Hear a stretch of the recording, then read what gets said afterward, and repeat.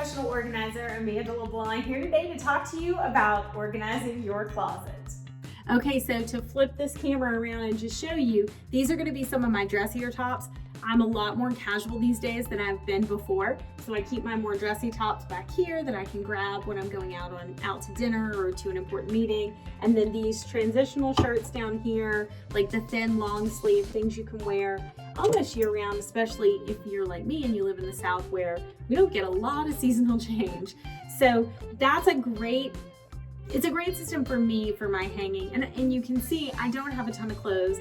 And the reason is not because I don't love clothes, it's because I really found that when I was honest with myself and went through the items and looked at them, the answer was I just don't wear all of this. So again, going back to that philosophy of the less you have to maintain and the less time it takes to maintain it, and really getting back to what's important, which is spending time with your family, your loved ones, your friends, and making memories, not constantly taking care of the stuff in your house. So remember that when you're purging. And another good purge tip is it's easier when I work with a client if the first thing I do is kind of group all of those colored shirts together where it's like, okay, these are all of your short sleeve white shirts. These are all your short sleeve blue shirts.